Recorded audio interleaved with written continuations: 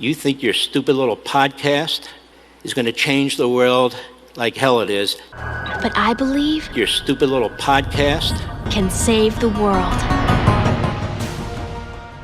Hello, I'm Professor McCoy, and this over here is Adam from Incarnational Inkwell, who you, my viewers at least, will probably recognize, and hopefully his viewers may recognize me.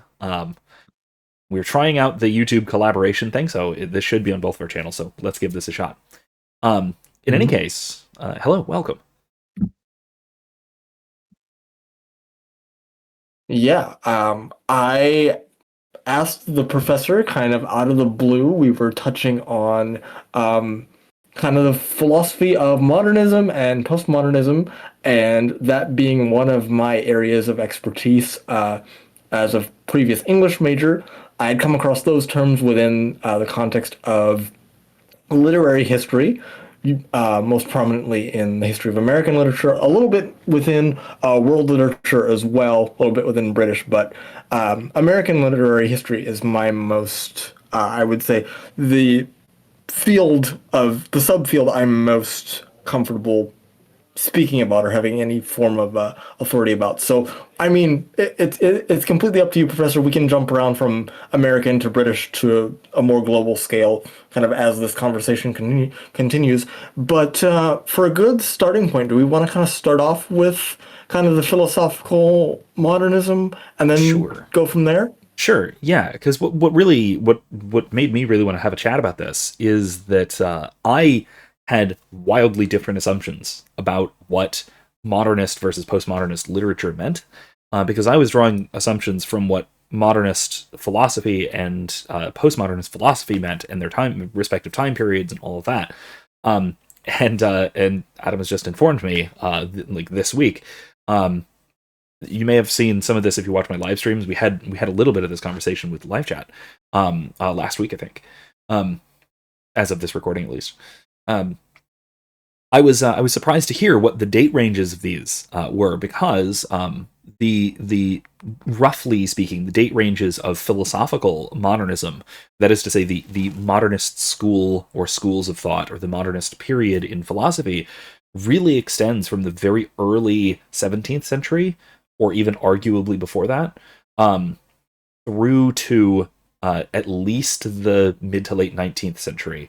Arguably even into the 20th century, there were still, hold-up modernists. So this was a very long period of philosophical thought, both in continental Europe as well as the Anglosphere.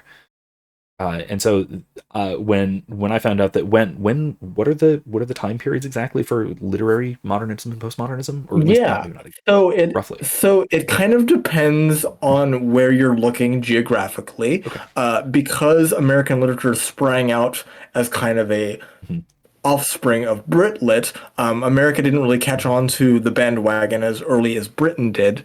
But to your credit, Professor, there is some credence within the realm of world literature to your claim that modernism started in the 17th century, because according to a general consensus among literary historians, globally speaking, the quote-unquote modern period kind of began with the end of the Renaissance, even though modernism as a school of literary thought didn't occur until much later. So I want to give credit where credit is due. Modern literature happened around the start of kind of the 1700s, but modernist literature happened a couple centuries later. Okay, yeah. So modernism, that is to say modernist philosophy, really encompasses that whole period of modernity, right? And really, philosophically speaking, it starts with René Descartes it really starts in earnest with René Descartes in the mid 17th century. Although there were some precursors throughout the Renaissance. You can argue that some of the very late medieval thinkers were sort of precursors of modernism as well. But really, the starting place is typically with René Descartes, and then it extends through the last major modernist thinkers were throughout the 19th century. Arguably the last real major modernist thinker being Friedrich Nietzsche, before you start getting into the postmodern thinkers, which is really a shift that happens. Well, again, roughly speaking, and this isn't quite my area of historical expertise, so forgive me if I'm getting my my categories a little bit mixed. But as I understand it, postmodernism encompasses a lot of the various schools of thought in the early to mid 20th century, including things like existentialism, absurdism, and then into things that are more sort of properly postmodernist, things like post-structuralism with Foucault, Derrida, those sorts of figures, especially especially in continental Europe, especially in France, that sort of thing. Now there's again a kind of a question as to whether existentialism would count as postmodernist. I tend to categorize it as at least in the same sort of strain as postmodernist, but you can say it's maybe a transition between modernism and postmodernism, something like that. But that would be primarily very late 19th century through the early 20th century. Okay, interesting. I find it especially intriguing that you mentioned Derrida, because when I was in undergrad, this was touched on a little bit in grad school, not as much in grad school because my professors weren't deconstructionists, although they sure sounded like them, despite not affiliating themselves with that particular school of thought. I was introduced to Derrida. You're going to have to elaborate undergrad on that, but we can put a pin in it because I'm curious as to what exactly you mean by that. Fascinating. Oh yeah, I was introduced to Derrida in undergrad.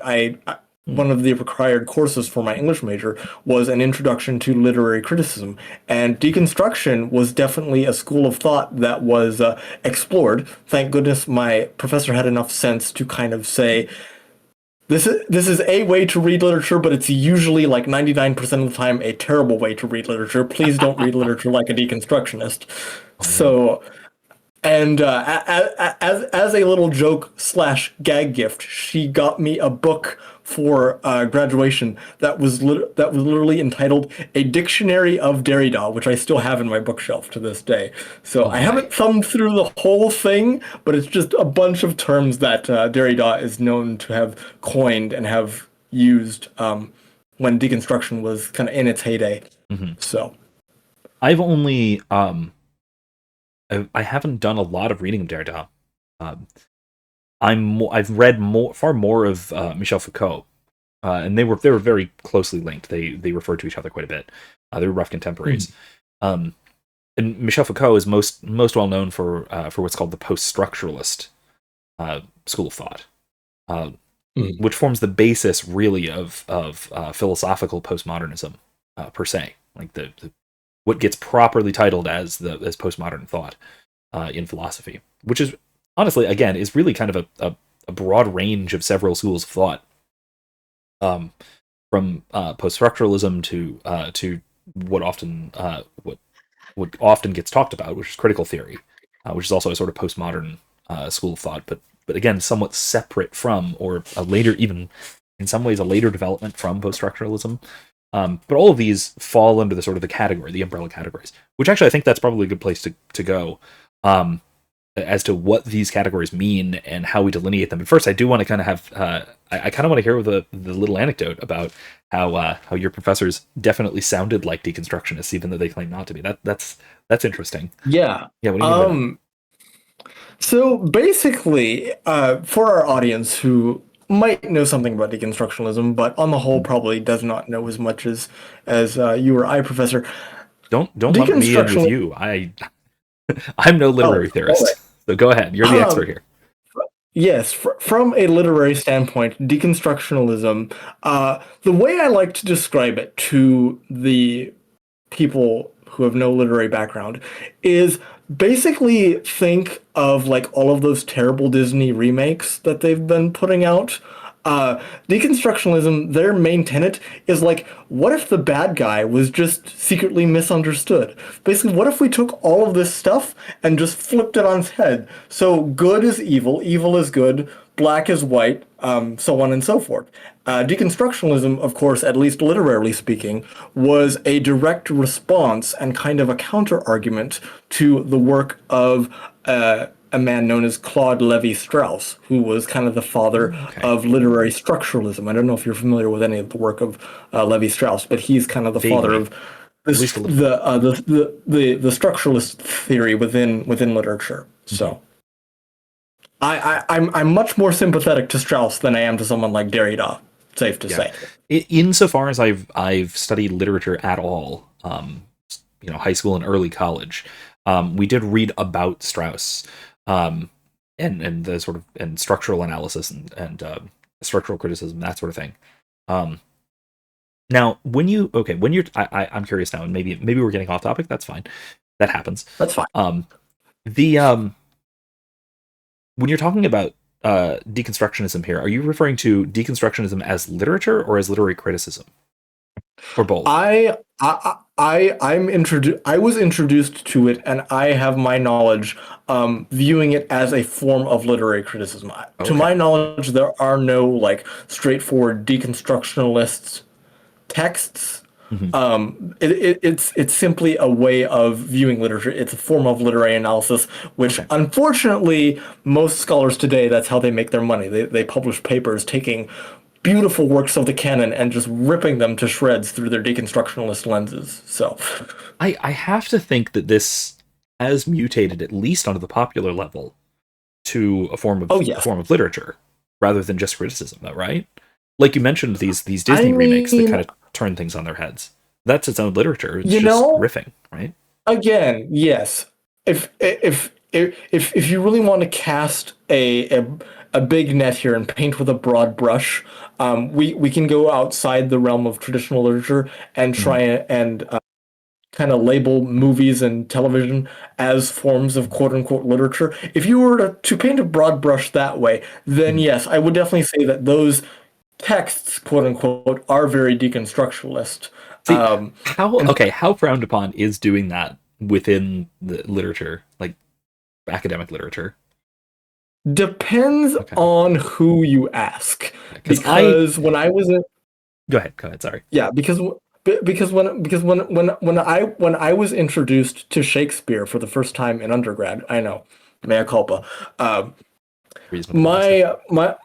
My English professor was very much pro. He had a very staunch attitude that film adaptations of canonical works are just as much literature as the actual texts themselves. Mm-hmm. So when I was studying Romeo and Juliet for the first time, we watched the Leonardo DiCaprio remake, and I cringed the entire way through because I'm like, no, you can't just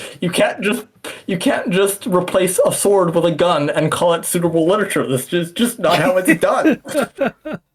So listen, if Romeo and Juliet is literature, then I think movies and television have to be, because it was a play. Yes. I mean, it was a play, right? It's not like it was a novel. So if we're extending literature to the theater, then why not the screen? Yes. Anyway, maybe I'm pushing buttons that I don't have the competence to really back up, but I tend to think of any media that tells a story, I tend to think of as literature. Like I tend to think of at least good video games as literature, or at least analyzable by literary analysis. And I'm certain you would find some contemporary scholars that would agree with you, Professor. Are they annoying? I just don't have. Are they the annoying sort? Because I feel like they might be. I feel like I'm in bad company. They might be. I will speak for myself, and I will say I see the argument. I just personally am not convinced as of yet that these other forms of media can count as literature. All right, maybe we'll have this discussion another time as a whole separate episode, because that might be good. Oh yes, that would. I think I can convince you. I think I can convince you that Red Dead Redemption 2 is literature. I think I can do that. Well, I think.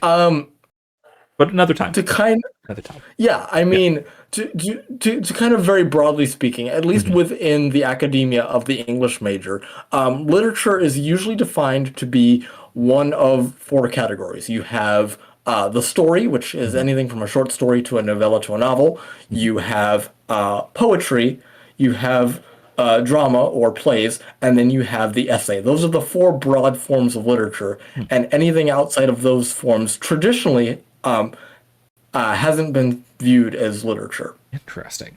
So I wouldn't have thought to even include the essay in that. That's odd to me. So, yeah. So, for example, a very common essay that is written about, at least in the college English classes I had, if you're familiar with Henry David Thoreau's Civil Disobedience, that is a common essay that students are assigned in an undergraduate English class. Interesting. Okay. I mean, I guess, compositional style and whatnot. That's fair. All right. I can be on board with that. So, I mean, we study, the poetry of Robert Frost just as much as we study people like Thoreau and Martin Luther King Jr. and so on and so forth. So yes, the essay is definitely a legitimate form of literature, which is why when my podcast gets back up and running, I'm taking a little hiatus right now, which is why when my podcast gets up and running, I would like to have you on to discuss Plato's Symposium, because I don't know whether or not to classify that as a story or an essay, but that's another topic for another time. Yeah, I have thoughts on the matter. I'll save it for your podcast. That sounds good. All right. All right. So I want to briefly outline, as best I can summarize, I guess, what the core characteristics of modernist philosophy or modernist schools of philosophy and postmodernist schools of philosophy are, and see if these track with anything about the corresponding literary schools. So modernist philosophy is characterized primarily by confidence in human understanding, right? So it is overall systematizing, and I was about to say empiricist, but that's not actually correct. It's what pre-moderns would call empiricist, but what I mean by that is it is modern. Put it this way: empiricism and rationalism are both distinctly modernist schools of thought, insofar as they put forward one particular systematic approach for human knowledge. And therefore they have this kind of confidence in our capacity to know all there is to know. And in particular, to be able to know all there is to know in a particular sort of way that the human mind is capable of this kind of systemization. Further, I would say that modernist thought is distinctly humanist, right? It thinks of the human person as the what would you say, unit of analysis, rather than thinking of the either the non-human being the subhuman or the superhuman, right? So modernist thought does not center its thought on either God or on really on nature, but on man. And well, I keep saying these things. Just know that there are exceptions to these, because there are things that get lumped in with modernism that don't qualify for all of these things. So don't at me. Right. Don't at me if your favorite philosopher from the 17th century doesn't qualify. But yes, I definitely am not qualified to at you at all in this regard, Professor. So you won't hear it from me. Internet people, don't at me. Internet people. I mean, actually, no, I take that back. Feel free to at me and give me point out exceptions to me. Just don't do it hostilely, because I'm admitting of exceptions. There you go. I'm curious to see them, but don't yell at me about it. So anyway, all right. So you have this confidence in human capacity and understanding. You have this notion of humanism in particular, that the human being is the center of the story, so to speak, that we are the main characters of our world. And then also you have a kind of progressivism, that human society is on an upward progression, and that upward progression is either inexorable. This is either just a natural course of things that cannot be altered, or that it is something that we all strive for and or ought to strive for at all times, and that we are constantly pushing society upwards and forwards, right? There's this relatively optimistic view of the future, and correspondingly a relatively dim view of the past, which I, as a pre-modernist, so to speak, this is the part of modernism that I'm most, what would I say? Let's just say dislike. I dislike this aspect of modernism. So those are, I think, really the big pillars of all modernist thought. Contrast this with postmodernism, which sees itself as correcting for the excesses of modernism. So if modernism is confident in our ability to systematize and understand everything in one grand theory or one mode of analysis, postmodernism questions that capacity. And the sort of go-to phrase is that it questions or dismisses meta-narratives.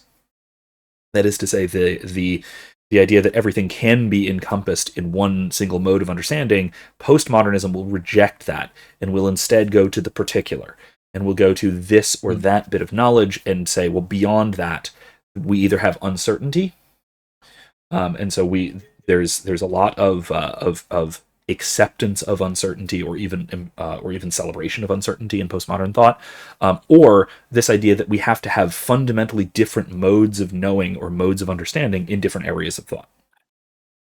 So you can go either way with that. And then further, postmodernism tends away from humanism into either something like what I would describe as something like a pantheism, right? And a looking at us as one small aspect of a grander cosmos, or looking at the particularity of human beings rather than looking at man as such, something like that. Right. So this is where you get things like perspective epistemology, right? Perspective epistemology is essentially the idea that I, as say an American in the 21st century, can have certain kinds of knowledge that say an Englishman from 200 years ago could not have known. Right? Because, or even not saying Englishman. How about a Russian from 200 years ago could not have had, simply because we have these fundamentally different perspectives that are incommensurable, right? So it either universalizes or particularizes rather than concentrating on humanity and humanism. And I think, trying to think if there is a correspondent questioning as far as the third thing, but maybe not. I think those are really the two major aspects of postmodernism, that it is fundamentally questioning, especially anything that it sees as a dogma, and it either universalizes and or particularizes rather than thinking of humanity as such, that sort of thing. It still is kind of progressive in a sense, but maybe not as universalist, I guess. Maybe something like that. Yeah. That part is a little more vague, I think, as far as whether it is, historically speaking, progressive or not. Right. All right. So how does that track? Is any of that? Yeah. So, so I think I'll start with where we are in kind of ideological agreement here. Okay. Philosophical postmodernism and literary postmodernism are pretty much cut from the same cloth. They have a lot of the same ideas. It was a common joke when I was taking American literature, when we got to the postmodern period.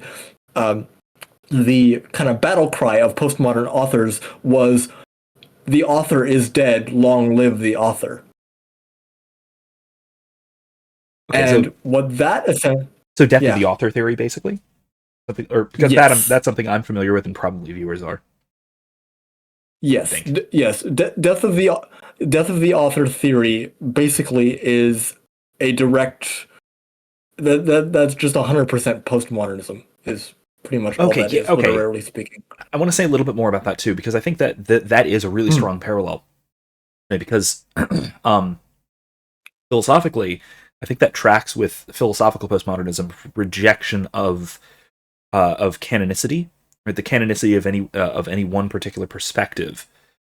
And for literature, it would reject the canonicity of the author's perspective too, which, I mean, if you want to go a little too crazy with this, which, you can even reject philosophical postmodernism, or maybe theological postmodernism can reject the sort of God's eye view perspective, that there can be no single way of viewing the world rather than a single way of viewing the text, right? Right. And I mean, speaking from a literary standpoint, it was common prior to postmodernism, and it has become common now, once again, thank goodness, to basically say, you know, how did the author's life impact what they wrote? Kind of how have their life experiences impacted kind of their style and their tone and the subjects they chose to cover within their writing. And the postmoderns just hated that. They're like, it doesn't matter. The author doesn't matter. The author is dead. Long live the author. What matters is basically however I feel about the text. That is the only parameter by which we can judge literature, is basically through the response of the reader. That was the hallmark battle cry of the postmodern readership. Interesting. I don't think that historical contextualization is characteristic of philosophical modernism. No. So philosophical modernism, if it looks at an idea proposed by a thinker, it's far more likely to abstract it, right? To fully abstract it away from the author, right? So, like, for example, Jean-Jacques Rousseau, right? The famed French sort of supporter of early supporter of what led to the French Revolution. This a sort of proto-anarchist. A strong supporter of democracy, contrary to monarchism, that sort of thing. Now, his ideas were very widely respected at the time and since, but he was a god-awful person. Like, everyone he ever spoke to or corresponded with absolutely despised him. He abandoned his entire family, like several children he sent to orphanages because he literally just did not want to take care of them. He was a bad man. But no one really cared. Whereas, I think in a lot of postmodern thought, you almost get the opposite. Like, a lot of postmoderns will reject someone like Martin Heidegger because he collaborated with the Nazis. Things like that. Okay. That's interesting. So to kind of reiterate my point, the whole idea of the author doesn't matter, what only matters is me, that is pure postmodernism. That has no that has no connection to modernist literature at all. In fact, a common rule of thumb when studying or discussing literary history is that the different time periods throughout literary history are either an expansion of or a reaction to the period that came before. So the postmodernists, they were not an expansion of modernism. They were a direct reaction and contradiction to a lot of the modernist thought of the early 20th century. Mm-hmm. And I think philosophical postmodernism sees itself that way, largely. But you'll get some people who argue to the contrary, that it is a kind of a development of or an expansion of modernism. And I tend to take that school, really, that school of thought, that postmodernism really just sort of builds upon modernist thought. And I mean, there are several literary scholars who are like, no, postmodernism is definitely a development and expansion of modernism. But having been forced to sit through and read several postmodern texts for my grad school classes, I can say with about 99% certainty that no, this is not an expansion of modernism. This is a direct contradiction of modernism, at least literarily speaking. Okay, yeah. The moderns were at least kind to the moderns were at least kind to the author and and respected the author. The postmoderns took the author and threw him in a wood chipper. So, Right. Well, I mean, maybe this is because I usually, for most of these things, both philosophically and otherwise, I take a more of a pre-modern perspective on the matters, right? And that's probably why I see postmodernism as as almost contiguous with modernism, philosophically speaking. I don't know enough to say literarily speaking, but philosophically speaking, certainly. Because while there are certainly disagreements, and it is in large part a reaction to modernism, it reacts to modernism in a way that is philosophically more commensurate with modernism than with anything that came before. And so it is kind of a continuity. There's a continuity there, a continuity of thought, even if they wind up disagreeing pretty vehemently. I'm wondering if that applies literarily, but maybe not. Maybe you're right that it is just this. From what I've read and from what I've studied, it sounds like an extreme overcorrection. The postmoderns wanted nothing to do with modernists. They wanted nothing to do with the canon, especially. Oh my god. In one of my introductory grad school classes, the very first grad school class I took, we had I believe it was at least 2, if not 3 class periods devoted to a debate on the canon. And oh my goodness, that was when my professors were like, okay, Adam's a bit of a firebrand. And yeah, I very vehemently argued my position in regards to the literary canon. So wait, was the debate about what should be contained within the canon, or whether there is one or should be one? The debate was about what should be the debate was about what should be considered within the canon. Okay. And my professors and my classmates were throwing out all these like extremely modern, like 21st century authors, and I'm like, whoa, hold the phone! They're not even dead yet. How the heck can we attribute them to the canon? As a rule of thumb, I avoid closely studying people who are alive. Especially just because maybe this is that literarily modernist perspective coming up, but because there's always the possibility that living author will show up to directly contradict something I write about him. Right. Yeah. I don't want that to happen. If I write about a dead guy, he's not going to say anything about it, Exactly. I think, though, before we get too far down the postmodern rabbit hole, I at least want to kind of touch on what you described as philosophical modernism. Yeah. Because there is there is a little bit of similarity between literary and philosophical modernism, but I think there's a sharp distinction I want to make. You can decide for yourself if it's a distinction or if it's kind of harmonious. You talked about modernism being like almost kind of hyper-focusing on imperialism and experience and kind of what we can know, if I recall correctly. Yeah, so I hesitate to say empiricism. So let me explain the difference. Let me explain why.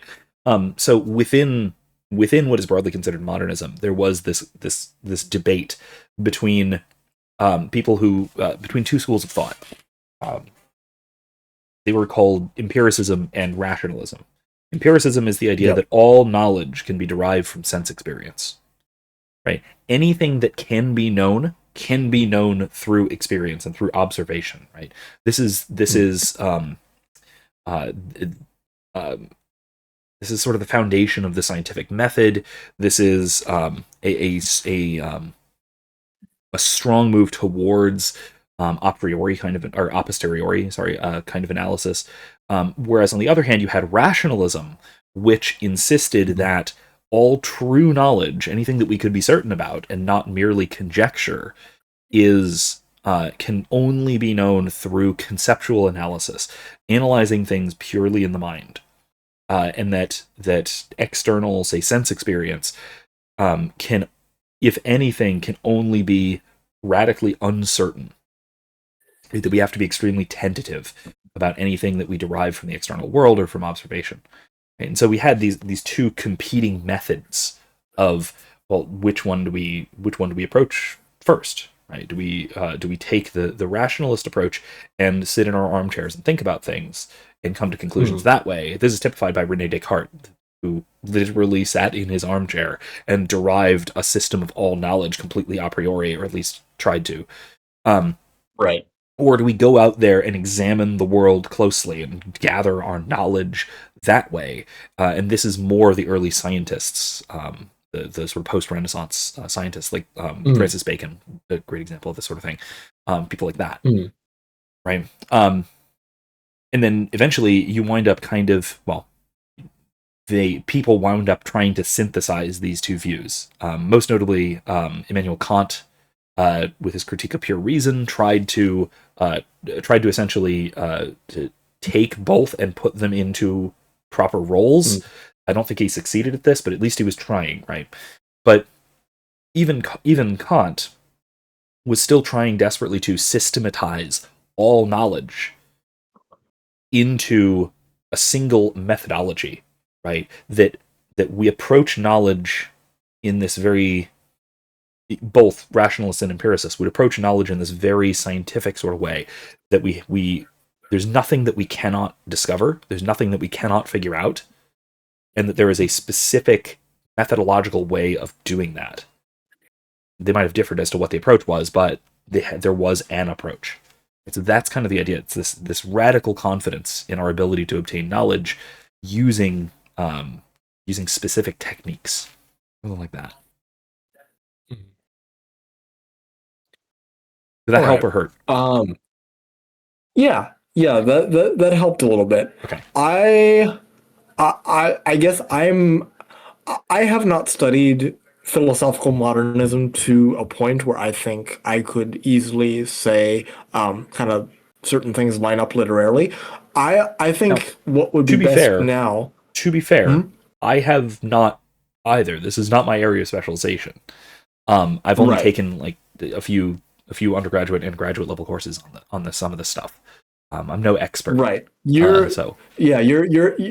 expertise is more ancient to medieval, if I'm remembering. Yeah, my expertise more or less stops at the late 13th century. So. Okay.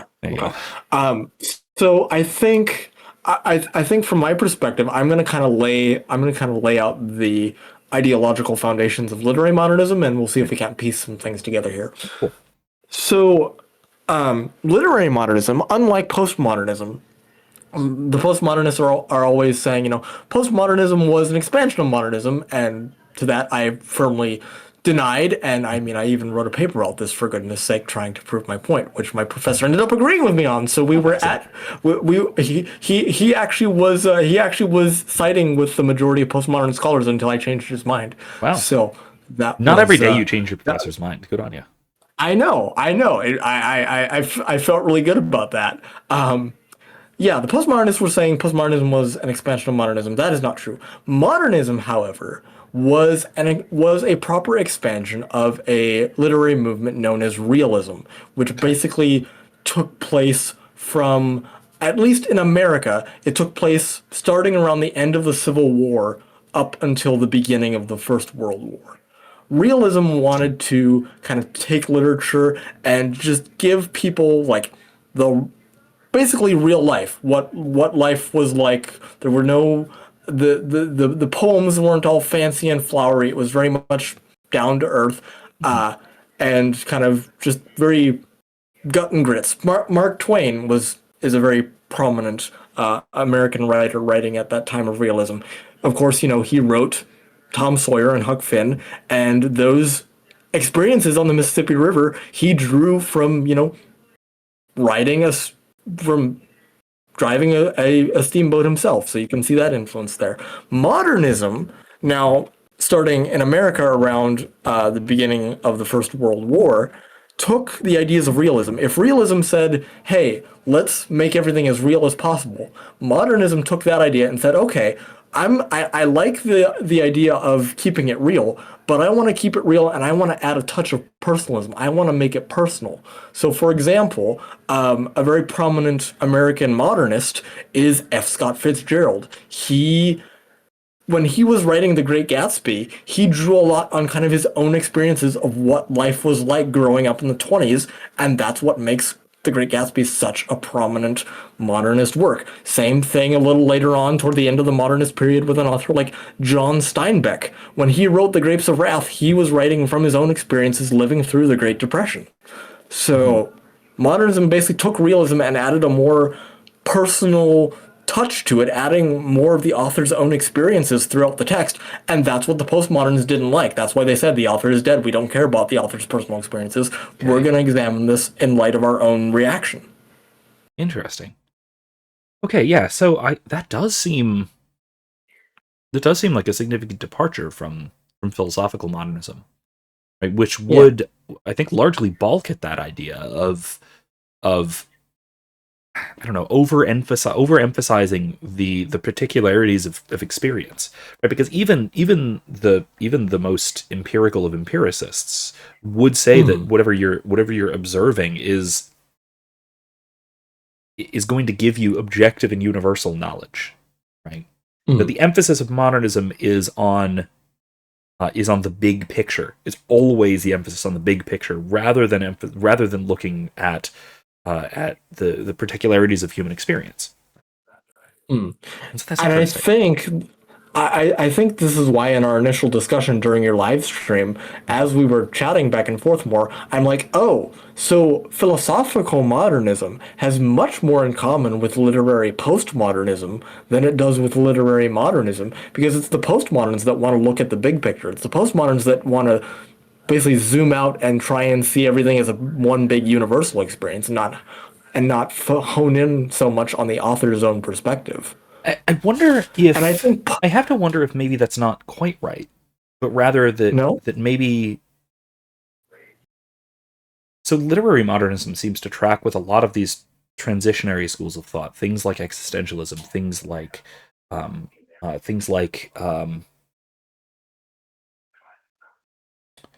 pragmatism, which was very much. I mean, actually, pragmatism was more late 18th into the early 19th century, but its effects, especially in America, extended well into the postbellum era. But those sorts of schools of thought, which are really transitionary between modernism and postmodernism, I wonder if that might have had more of an influence on literary modernism. And maybe what I'm thinking of might be an earlier literary perspective or theory or approach or right like that. And even I mean, perhaps. I think some of that comes back to your initial description and our initial discussion about like literary modernism versus modern literature. This idea that modern literature started with the humanists and expanded on into the Enlightenment and continues on. So I think that's kind of where our differences are coming from. Philosophy looks at modernism from the big lens of like modern literature as a whole, whereas modernism came along later and focused more solely on like the early 20th into the 21st centuries. So it's a more specific school of thought, right? So, I mean, because philosophical modernism is essentially, I don't know why I didn't bring this up, is essentially just Enlightenment thought, specifically. Yes. Yeah. And I mean, basically everything, like starting in, I want to say, I'm not sure the dates for the British.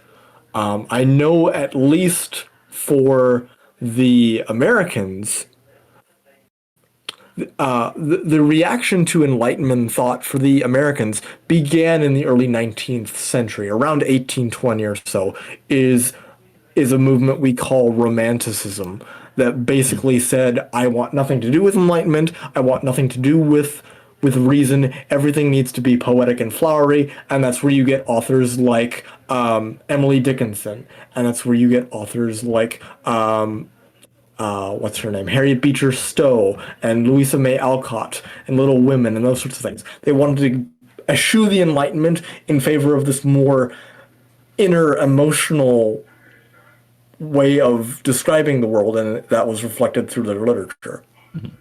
So, the reaction to the Enlightenment, at least for the Americans, started basically at the turn of the 19th century. And that, I think, tracks with pragmatism, right, which also was around that time period in America, at least, with people like William James, um, who most notably is a essentially a fideist. He was a um, some kind of Protestant theologian. I forget what denomination he might have been, but he was essentially a fideist. And so he's well known as one of the major pragmatists. And then on the other side of it, you have the you still have a kind of in that period you have some really strongly atheistic writers, but who are still very like William Clifford is often sort of paired with William James. William Clifford? Okay. No, wait, not William. I'll think of it eventually. I have a video on him. I'll put it in the description maybe. But Clifford, regardless of his first name, is what's called an evidentialist, right? But that doesn't necessarily mean the same thing as an empiricist, because he was still very much after that really strong period of empiricism in the early Enlightenment. I would still call him a modernist, broadly speaking, within philosophy, but his arguments for relying on evidence for coming to conclusions are more, frankly, they're more pragmatic. The idea that if you don't rely on carefully observed evidence for your beliefs, then you're acting irresponsibly, and that can lead to dangerous results. Right? It's very experiential. It's very pragmatic. It's very down to earth. Very this human life kind of thing. Rather than it being super big picture like a lot of the earlier Enlightenment thinkers. Right. As long as we're discussing literature kind of pre-19th century, I'm going to try and bridge the gap here a little bit between literature and philosophy. Are you familiar at all with the work of Ralph Waldo Emerson? Yes. It's poetry. Okay. He was... Did he actually write any novels or anything, or was it just poetry?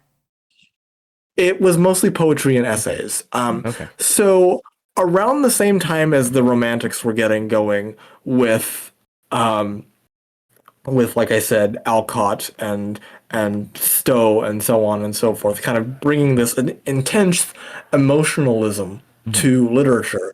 A similar theory was happening around the same time with essays and poetry called transcendentalism, and Ralph Waldo Emerson was kind of the father of American transcendentalism because he believed that basically God could only be encountered through like an extremely heightened sense of personal experience. In fact, he went and he moved out to a farmyard and he brought all of his philosopher buddies out there and said basically, hey, we're going to restart our own religion and it's just going to be all about feelings and vibes. And like he was like the OG philosophical hippie in my mind because he was on some serious shrooms or something. Like on the one hand, that whole idea is super gay. But also, I love his poetry, so it's hard to argue with the results. Like I really genuinely love Emerson. I mean, you have to remember. I believe I'm like 99% certain about this. I believe he was also a Unitarian minister, so that tracks. It does. Yeah, it does. Yeah. And I mean, look, I am biased by liking the term, because yes, of course, transcendentalism.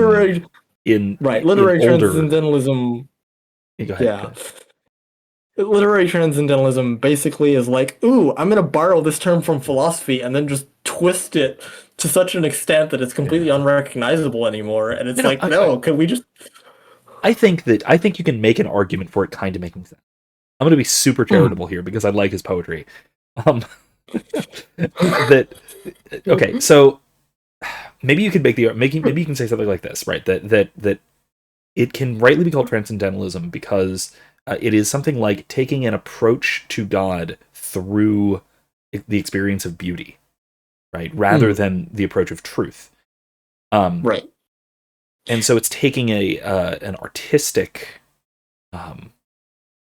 theodicy, Right. rather than through natural theology, through reason and the Right. intellect. And that I think does track, unless you're Aquinas, who didn't think beauty was a transcendental, but go away. I'm not a Thomist, per se, in some respects. I think he was, shock horror, I think Aquinas was wrong about something. But if we take the more traditional list of the transcendentals as being truth, beauty, and goodness, and then possibly oneness if we want to be a little bit more Platonist about it. But if those are all equivalent, then to understand the world, one way of understanding the world is through beauty. And that's a perfectly legitimate way of approaching. In fact, Bishop Barron talks about this a whole lot, as beauty is a method of evangelism. So if you want to call that transcendentalism. Yeah. I honestly was introduced to Barron decades ago through his movie reviews and through his discussions of beauty. So I'm completely on board with that. And I mean, to your credit, Professor, it makes a lot of sense when you consider what was happening at the time across the pond in Britain, because that was also the time British authors never referred to themselves as transcendentalists. They referred to themselves as romantics, just like the American romantics did. But that's the period of poets like William Blake and Coleridge and those folks. So again, America was kind of borrowing a lot of British romanticism from those folks, and they kind of Americanized it and turned it into transcendentalism, from what I've read. Yeah, which I mean, if you take British Romanticism and you put it on the Great Plains, transcendentalism is just kind of what happens. Yeah, that always kind of made sense to me. Yeah, yeah. I to this day I have a hard time. I have a hard time thinking of Mary Shelley as a romantic, but she technically falls into that school of thought. So, that's really. Yes. Is it because of the critique of rationalism or something like that? It's because of the critique of rationalism, and it's also because if you read a work like Frankenstein, she was highly, highly interested in kind of the power behind and the motivation behind human emotion. Okay. All right. Frankenstein's monster, despite never being actually human, there's a lot in there about him kind of craving the full human experience of having these emotions and not knowing what to do with them. That is textbook romanticism. Okay. Yeah. No. I gotcha. I can see that. Yeah, this hyper focus on emotion is pure romanticism. Okay. So. Yeah. No. Okay. I can see where that's coming from. So. Right. Yeah, American Romanticism makes a lot of sense once you kind of compare it to the British Romanticism that was happening around the same time. And to be honest, at least in my humble opinion, I haven't studied this extensively. I would like to one day, but in my humble opinion, British lit around that time makes sense of American realism, because you have to remember when Twain was writing Connecticut Yankee and Huck Finn, that was also around a similar time period to folks like Charles Dickens and that kind of realism, really getting into the nitty-gritty of what London life was like at the time. Right. Yeah, okay. So that makes sense, because I do kind of categorize them together, not just because they were contemporaries, but stylistically very similar. Yeah, there's a lot of kind of historio-cultural overlap between America and Britain. And maybe I'm just a jingoist, but I do very strongly prefer Twain to Dickens. But again, maybe I'm just a nationalist there. Well, should I divulge this embarrassing high school story? Yes, I will divulge this embarrassing high school story. I'll trade you one. I'll do my Dickens story after you do. So go ahead. So I have my own Dickens story from high school. I was introduced to Dickens in high school by reading a comic book version of Oliver Twist. What? Oliver Twist as a graphic novel, if you can believe. Yeah, okay. That tracks with high school literature class to me. Yeah. I believe you. I believe you. It was something. Yeah, it was very strange. I remember coming home and telling my mother that we were reading Dickens, and she's like, "Whatever you do, do not read Great Expectations until you are at least in college. You're not ready for that yet." I And haven't. I'm like, I still haven't read it. I'm okay. past college, so. Now, So, my Dickens story is that I fell asleep once in class while reading A Tale of Two Cities aloud. oh. Yeah, I don't like his prose style. That's all. The stories are Yeah, good. because I just don't like his prose style personally. yes. It doesn't jive with me. That's all. Well, I mean, not to irk you a little bit there, Okay. Vince, but it You sounds like it sounds like your opinion on Dickensian prose. Oh, don't say that. It, Don't say it. don't say it. No. Is basically my initial opinion on the way Tolkien writes. Ugh. I'm sorry. I had to make God. that distinction. Oh God, why would you say something like that? Oh, I know. oh, it hurts. Oh God. I'm sorry. I'm sorry, Vince, but I'm sorry, Vince, but I thought we were good enough friends that I thought I would make that comparison. Why would you say something like that? I'm sure I'll get used to Tolkien with my second reading of the Silmarillion. I need to get on that. Yeah, I need to get on a reread of the Silmarillion, and maybe by then I'll come around. But yeah, maybe. Well, fingers crossed. It's enjoyable it's greatly enjoyable if you can enjoy it. Yeah. Tautologically, as that might be. But, yeah. So here's the thing. yeah, I will say about the Silmarillion. I have read the Silmarillion cover to cover only 4 times, I think. But I have read the Ainulindale, that is the first chapter, dozens of times. Because, well, for one, I will often just intentionally just go and reread that in particular because I love it. It is right. It's almost as true as the Book of Genesis and perhaps more poetic, at least in English. And then 2, I have very often started reading the Silmarillion and then got distracted by something else a few chapters in because it's a history book. So, okay, I got it. I get you. It's just that I love his environmental descriptions from The Lord of the Rings. So. I know, and I mean, you so know me also on why I Tolkien's love environmental descriptions. This is also why I love Emerson. I won't. This is why I love the Transcendentalist, because of that admiration for the beauty of the world. I just need to reread Emerson, I guess, and then read Tolkien through an Emersonian lens, maybe, and then I'll finally appreciate his style of description. So I'm thinking what might be fun is for me to kind of read off some names of American authors during the modernist period, because you, if I recall correctly, were very shocked that you were like, "Oh, so and so's a modernist," and I'm like, "Yes, they were alive during that time." So, for example, Robert Frost, once walking through the woods in a snowy evening. That poem is a modernist poem. That's weird. That's weird. Like that feels like a callback to something more like Transcendentalism. Because I like Frost for the most part. Let's see. William Carlos Williams, another American poet around that time. I already mentioned Fitzgerald. I have Williams. I think I've read some of his poetry, but it's been a long time, so I can't place it. T.S. Eliot, again, that makes sense. We're not sure if he's technically a Brit or an American, but that's neither here nor there. He was definitely a modernist, no matter how you characterize him. Between them.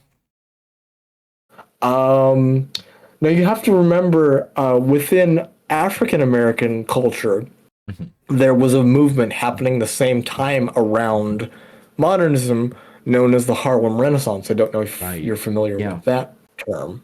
So folks like Claude McKay and Langston Hughes, Zora Neale Hurston, those are all considered modernist authors, even though they were kind of thrust into the subset of the Harlem Renaissance. Right. But it's still, I mean, of those, I'm only really familiar with Langston Hughes. That does seem to track, though, that he fits more or less within the how you've described literary modernism. I think that am I wrong that Harlem Renaissance is really just a subcategory, that it's just an African American cultural version or expression of? Yep. Yeah. Okay. Yep. All right. Oh, Thought so. here are two names that might surprise you as literary modernists. Mm-hmm. William Faulkner and Ernest Hemingway are also literary modernists. Okay. Okay. Yes, So, I'm initially surprised, but I can make sense of that, though. I can make sense of that. That Hemingway, especially, who I'm as a Floridian, I've read my Hemingway. I even like some of it. I have to. It's required. It's but yeah, so I do think that the experiential basis, and especially the basis on the foundation on strong felt emotion of the characters, I think that is very characteristic of Hemingway, and I think that tracks with modernism, right? That's how that kind of fits in together, right? Yeah, modernism was basically hyper personalistic, and from what I've read of Hemingway, he put a lot of his own personal experiences into what he wrote, so that tracks. So those are kind of the American modernists. I'm trying to think if there are any British modernists you might know. So like Joseph Conrad, Heart of Darkness was a modernist. Which that makes perfect sense to me, actually. Folks like, for example, whom else? Virginia Woolf was a modernist. James Joyce's Ulysses is another prominent modernist work of literature. Okay, I can see because Ulysses again, both of those struck me as super odd as fitting into that category initially, but again, that's another one of those on further consideration. That makes sense. I can make sense of that. And then, so those are kind of the interesting thing, and I'll have to do some more digging as far as where he fits. But I'm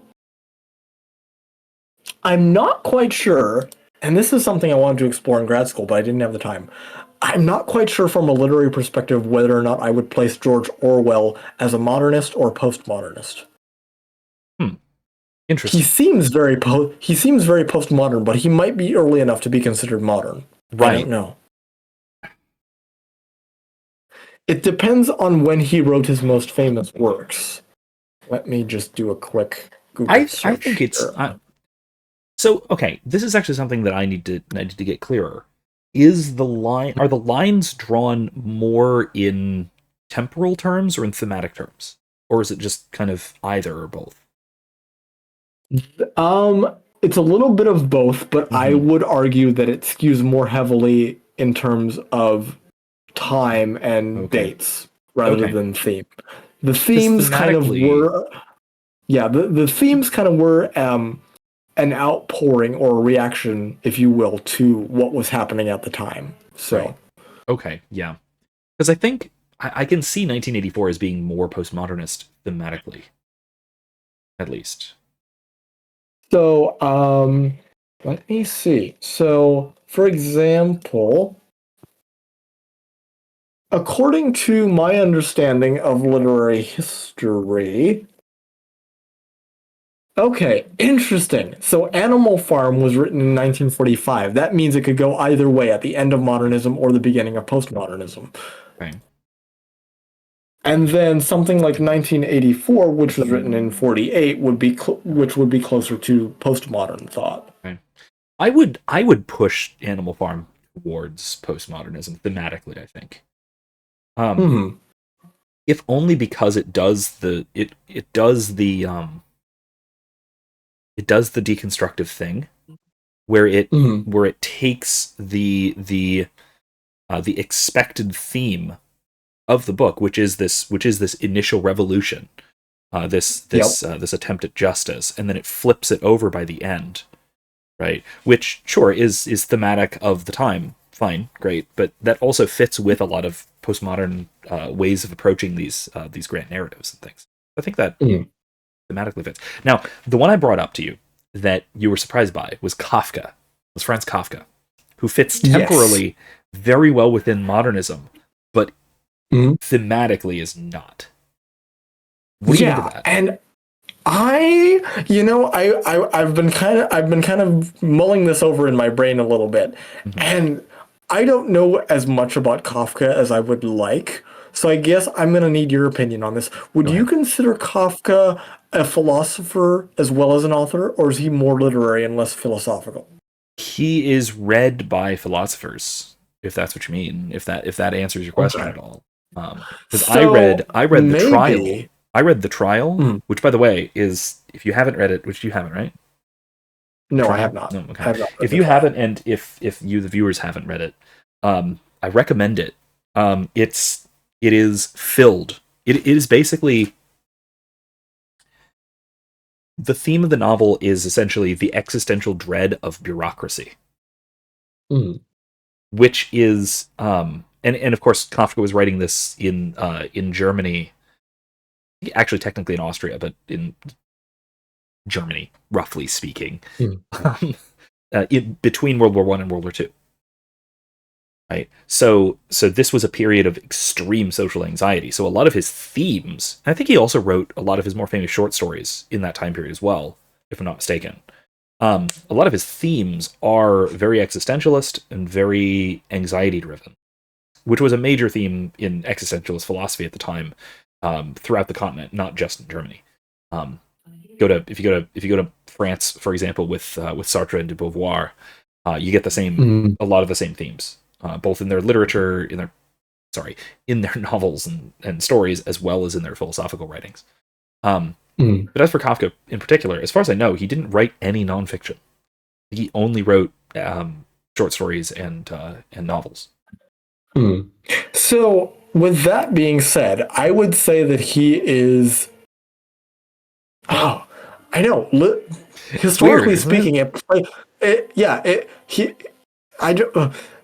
think Kafka, from what I've read of him, and granted, I read the Metamorphosis like years ago, was extremely creeped out by it and vowed to never touch Kafka again. Understandable, really. I've read The Trial once. It is the kind of thing that will put you in a negative emotional state. Like, there's no avoiding that. Like that, you know that feeling when you're being pulled over by the cops? It's that extended over a 300-page novel. Have fun. Oh, good grief. Have fun. Good grief. I might have to read it and then do a podcast episode and invite you on. So legitimately very good, but also it is an unpleasant read. But it is very good. One of those weird things. Again, that actually, here you go. That very thing right there, that strikes me as a very postmodern type of thing. Like,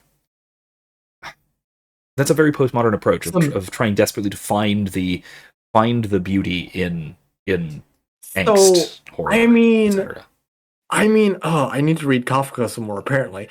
But from what I understand right now, Kafka is a philosophical postmodernist while being a literary modernist? Maybe. He's even early for philosophical postmodernism, really. Interesting. Like he wrote all of his fiction, what, 20, 30 years before even Foucault? Because Foucault didn't really start his academic career until the early 50s. He was around before, but he didn't start really publishing much until the 50s. And Kafka wrote he published The Trial in 1925. Metamorphosis was, I think, like 21 or 22 or something like that. Metamorphosis, I looked, was like 15. Oh, wow. Okay. Wow. All 1915. Right. Yeah. Yeah. So there you go.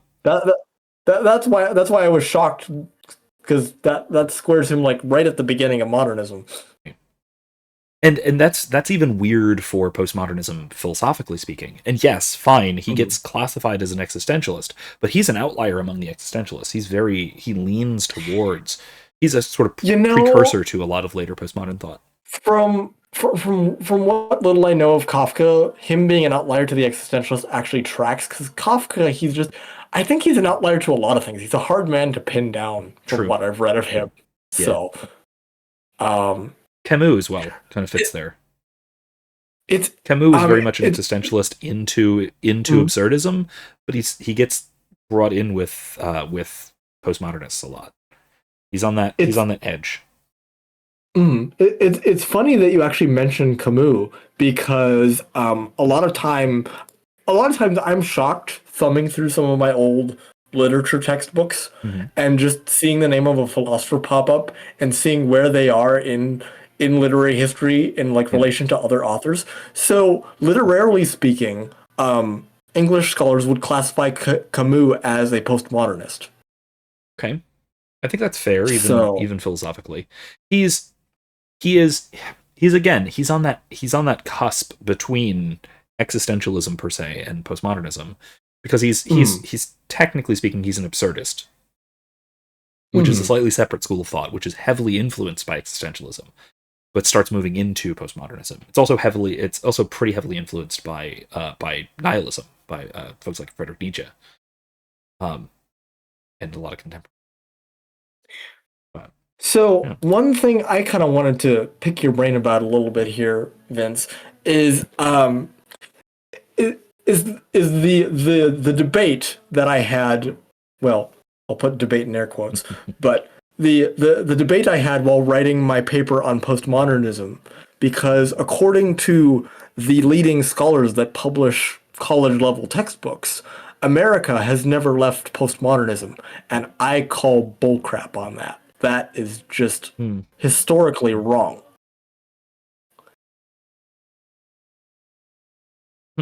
I believe, and I believe I argued as such, and I convinced my professor of this, that despite the scholars saying we are still in the postmodern period of literature, I said no. We have moved beyond postmodernism into postmodernism, and that began around the end of the 60s and beginning of the 70s. Really, that early? Yes. Okay. Wow. Okay. I thought you were gonna say around the new millennium, frankly. I can see why you'd think that. However, given my study of world literature puts postmodernism around the start of the 70s. And so I used that as a benchmark, and after studying American literature around the turn of the 70s, it very much is a reaction against and a separation from postmodern literary thought of the 40s to the 60s. So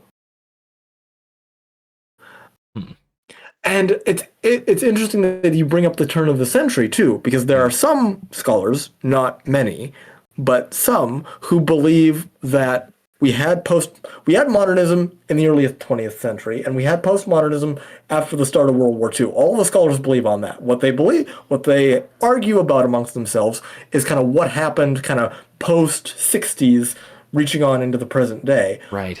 I will say one thing, though. One thing I will say is that we might just be too close to it to properly categorize. Yes, that is one argument I made in my paper.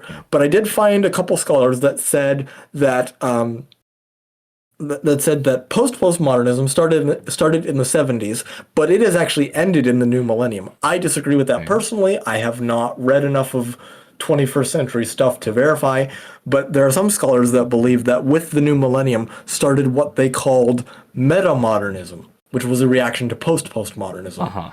Which I've seen some like video essays and things talking about metamodernism. And especially that its literary characteristics and expand on this or correct me if I'm wrong are internal reference or self-referentialism. Yes. Right? It's characterized by reference to other literature rather than reference to the world. Right? Something like that. Yes. And then further than that it is what was the other thing about it? That it it's more deeply ironic, that it has a kind of irony or sarcasm to it that was less common in prior periods. Yes, I will definitely concur there. And going back to our discussion on kind of the expansion of what can be considered literature, if you want to include movies and TV shows as literature, I would say that the MCU has elements of metamodernism, if not being entirely metamodern. Yeah, I think so. I think that's almost a prototypical example. That, and I mean, if you're really just going with, well, look, you can go back further than that, right? Than the MCU, and the whole idea of the shared or expanded universe, which really did start in other forms of literature rather than in movies and TV, right? Movies and TV, that's a new development. This whole like shared universe franchise thing. That's long been an aspect of literature, both novels and especially comics, right? Where everything is connected narratively, but there are these separate publications, separate stories that are legitimately and genuinely their own story, but they're connected to this greater whole thing, which does have that sort of internal self-referentiality that I think you'd argue is characteristic of either probably metamodernism, but maybe postmodernism, or if there is, I almost instinctively here's my thought. I think that you're both right. That I don't know if there is a postmodernism. I tend to think that it was that postmodernism, it did in fact expand until at least the very late 20th century. Right. And then there was a gradual shift from postmodernism to metamodernism that really culminated around the turn of the century, but was building before that. Is that plausible, do you think? I mean, maybe I'm off. You probably know more about this than I do, but that seems instinctively right to me. And I mean, this is where I'm tempted. This is where I'm tempted to quote the paper that I wrote. Go for but it. my main claim, my main argument in that paper, and my main argument for why postmodernism has beginning of the 70s. Hold on, go back a minute. You cut out there for a moment. Connection problem, I think. Okay. Yeah. My main argument in terms of why postmodernism ended is because there was a return to caring about the author again in terms of the text. The text was more clearly influenced once again by the author's own external life and activity, which was not at all the case in postmodern thought. Okay, interesting.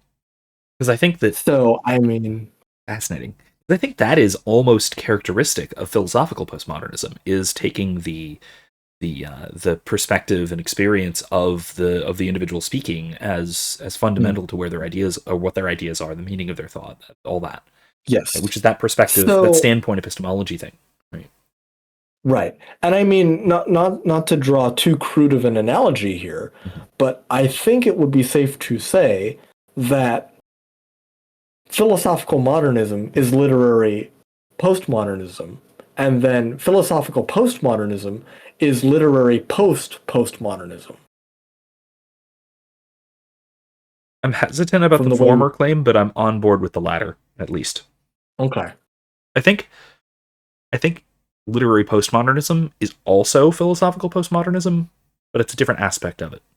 They share different characteristics. Right? I don't think these map onto each other one-to-one.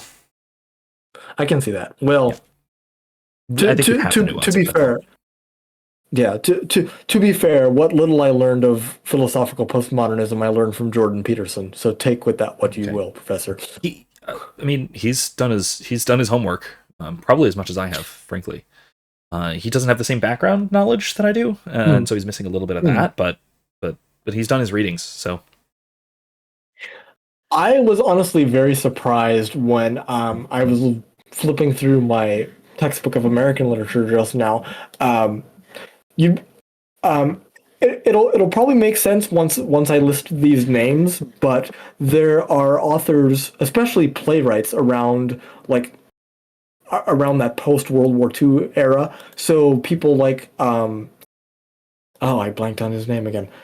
Tennessee Williams, Streetcar Named Desire is very postmodern in terms of theater. And then what's his name? Oh, Arthur Miller, Death of a Salesman, The Crucible is also considered a postmodern work. What makes Death of a Salesman postmodern? That's interesting.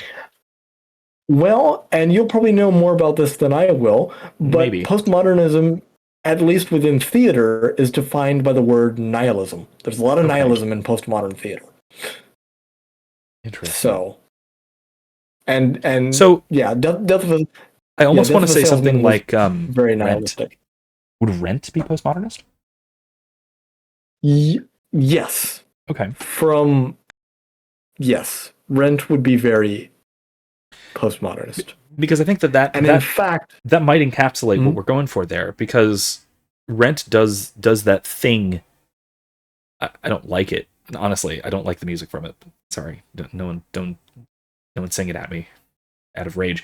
But no, it's it does this thing where it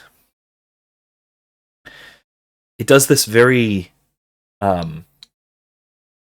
absurdist move, which is very reminiscent of Camus, where it basically takes that nihilist tack of there's no meaning to this. We're here for a short time, we're here for a good time, not a long time, that sort of thing.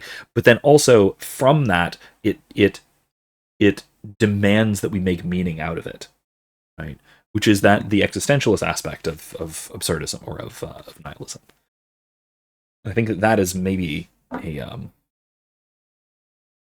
key aspect of at least stage postmodernism or something like that.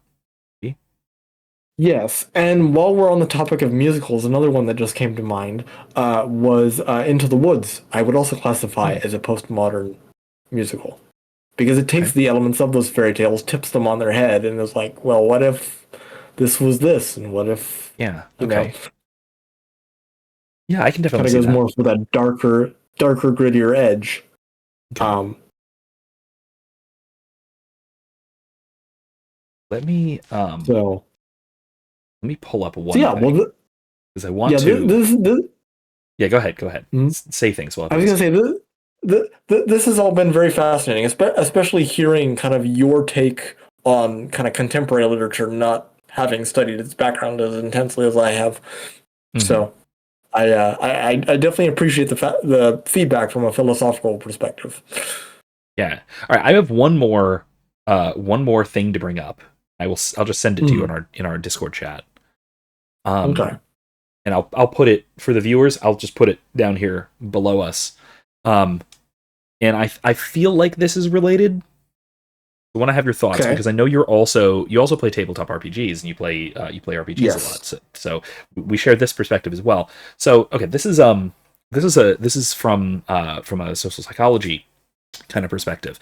But this is something from in particular what I sent you and what is going to be displayed down here is a tweet from Aidan Paladin, if you're familiar with her.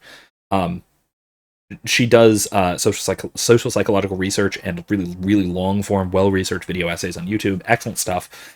But this in particular is from some of her earlier more academic research into social psychology of gaming, where she looks at this what's called the 4-point player avatar typology for how we interact with a game. And I'm wondering if these perspectives might track onto any of these particular literary approaches in terms of like how the author approaches the work or how the author approaches the characters. Okay, so there is avatar as self. So this is where you're playing a game, and when you press the A button, you say I jump, right? That's number one. Number two, avatar as object, which is something like it jumps, or I get it, I make it jump when I press the A button. Avatar as other which is Mario jumps when I press the A button. And then Avatar is symbiote, which is something like seeing the character as a version of yourself, of what if you were in this circumstance, or what if you were like that. Apparently, and I've looked into this a little bit further, the commonality goes Avatar's object is the most common, then self, then symbiote, then other. Other is by far the least common of these, to the point where in this tweet thread that again I posted the thing of, she didn't even consider that as worth talking about. The Avatar as other, like as the player character as a separate character to me that I am sort of helping and guiding through the game. That is so vanishingly rare in the literature that she didn't even think of it, like to even explain it until somebody else asked about it. Meanwhile, that is absolutely instinctively how I play games. Avatar is other. Interesting. So, what do you think of this, and what do you want to do? Do you have any thoughts about it, if this relates to authorship in any particular way? Oh, definitely. I think Avatar itself is straight up textbook literary modernism. It's kind of because modernism was all about basically I'm going to write about my own life from a fictionalized and just plop it into fiction. Mm-hmm. Avatar as object and Avatar as other, those two I'm a little fuzzier on. Would you mind refreshing? Avatar as other was like the Mario thing, right? Right. You're thinking of the avatar, the thing you're playing as a separate person that you are interacting with. Okay. The avatar's object is how you would interact with a remote control car, right? It's a thing that I am manipulating. So Avatar's object to me reads definitely as literary postmodernism. Mm-hmm. It has no connection to the author. It's just an it floating out into the ether, and just I'm writing this text because. Mm-hmm. Different Avatar's from Avatar's other. Because Avatar's the difference I would say in literature, I think, would be thinking of the character as object versus the character as other. I feel like that distinction would come down to whether you're thinking of the character as a person, or if you're thinking of the character as a plot point, maybe something like that. Yes. And if that plays into this distinction at all. Thinking of a character as a plot point is very postmodern, literarily speaking. Okay.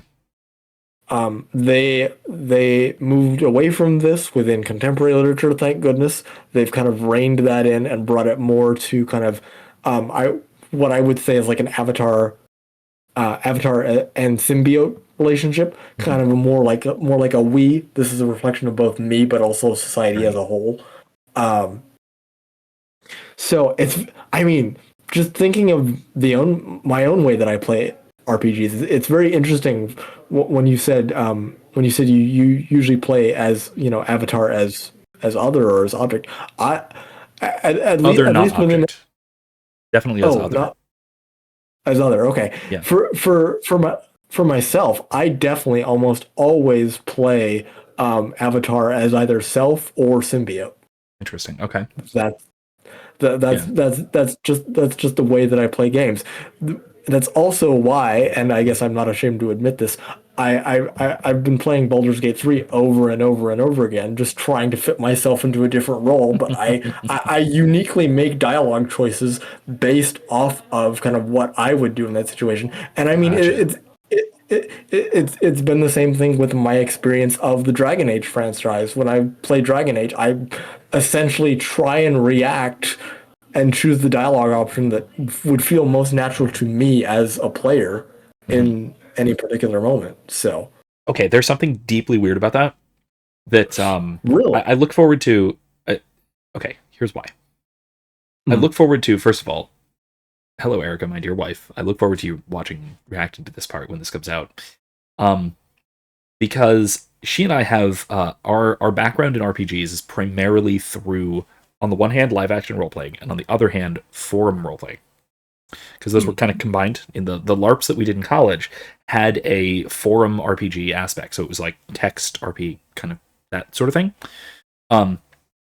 Which was always third person narration of the character's actions. It was, in a sense, literary, right? The character you are playing is thought of as a character in the sense that you're writing about, as if you were writing about them, right? And so that's how I tend to think of a character that I'm playing in an RPG, whether that's like a tabletop or something more like Baldur's Gate. But this is also, by the way, why I have this massive cast. Like as a DM, I have a massive cast of NPCs to draw on, because I will spin off these characters and flesh them out throughout campaigns and such, and think of them as, well, this is a person that I can pick up and plop into this or that scenario, including scenarios like, well, I want to play Dragon Age, so what character should I play as in Dragon Age Origins?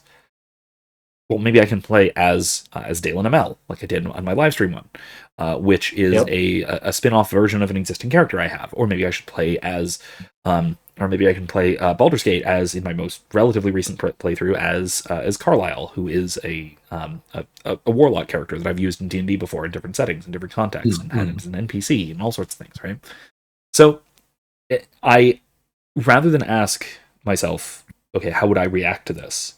I'm more likely to ask, how would, say, Carlisle or Dalen react to this scenario? Right? And why I think that's a little odd is because I am really, really bad at writing fiction.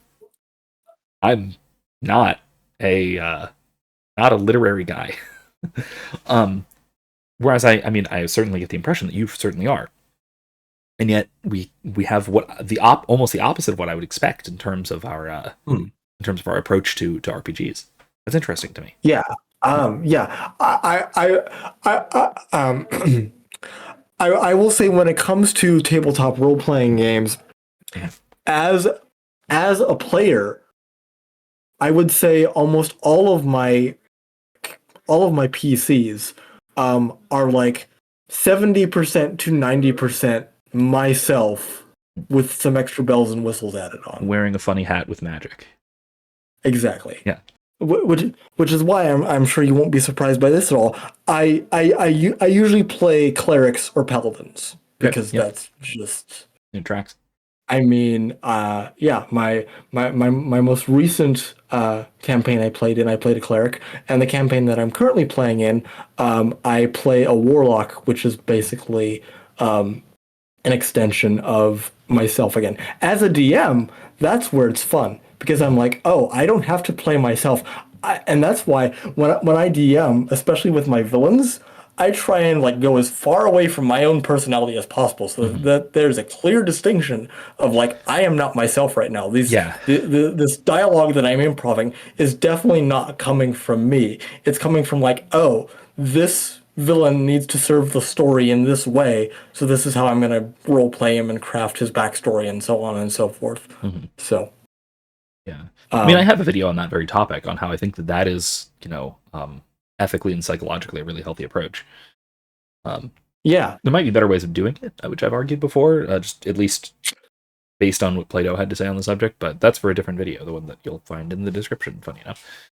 Little fun fact for you, Professor. I actually discovered your channel and your server through your video on, I believe it was like Dante and the D&D cosmology. Oh, yeah, okay, yeah. And I like that. that has been one of my favorite videos to date. So I mean, if I hadn't discovered that video, we would not be having this conversation right now. So there you go.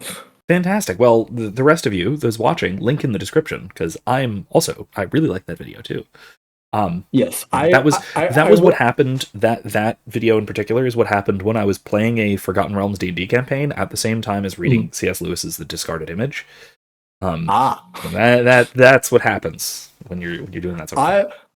Yes, I would say, out of the videos of yours that I've watched, and I'm trying to make my way through your catalog. You've been doing this for quite some time. I would say that video on cosmology is my second favorite, my absolute favorite that I know we've both referenced time and time again is your video on Stranger Things and storytelling and Lord of the Rings. That honestly was The storybook hero. is without a doubt is without a doubt my favorite video that you've posted. And I will say, so. Those of you who are watching and who have not seen this and has no idea what Adam's talking about, watch it. The YouTube algorithm does not like that video because it has copyrighted music in it. So please. Oh. Not just copyrighted music. I did include a 2-minute scene from Lord of the Rings, and so yes, but I had to. It was thematically useful, right. And it is well within proper citation standards. I would be perfectly comfortable quoting that much in an actual paper. So, the hell with you, YouTube. Yes, you make some absolutely brilliant points in that video, and I was nodding my head throughout 99% of that. So excellent. It was absolutely wonderful.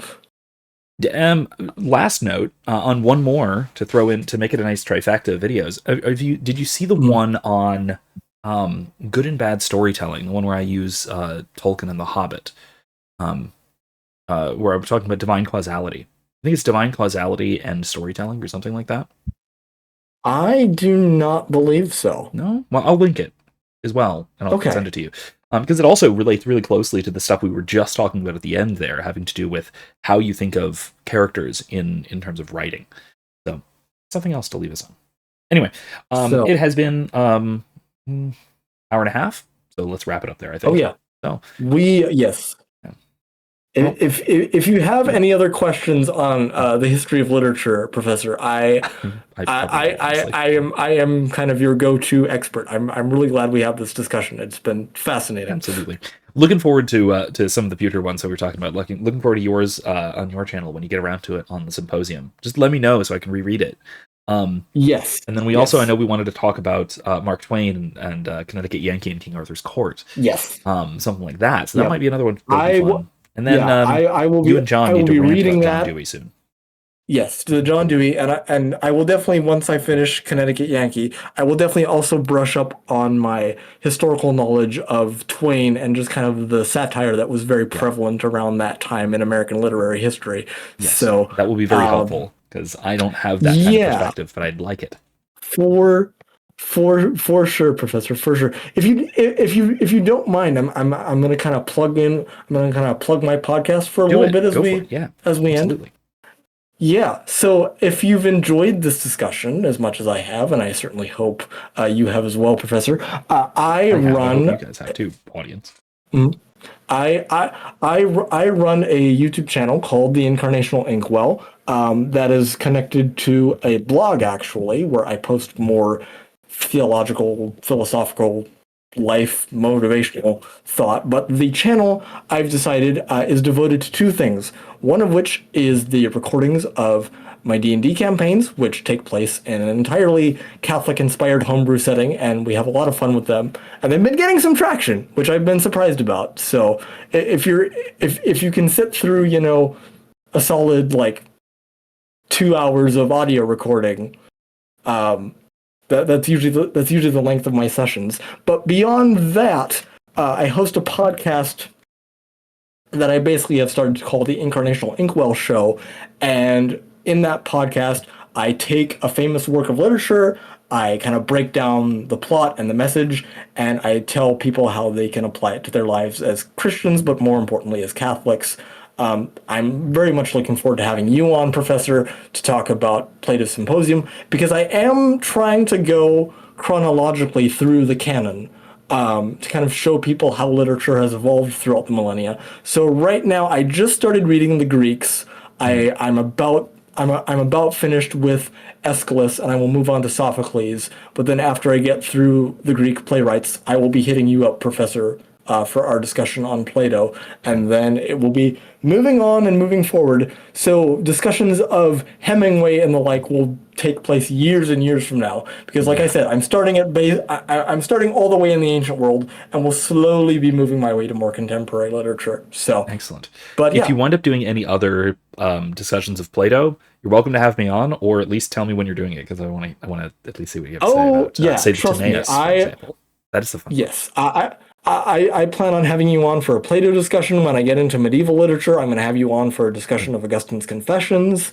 So Yeah, there will be all sorts of opportunity for you to make guest appearances on my podcast. There will be no doubt about that. Sounds fun. So, all right. All right. Well, Well, if thank you're you, subscribed to everyone. me, go subscribe to Adam. And if you're subscribed to Adam, come subscribe to me.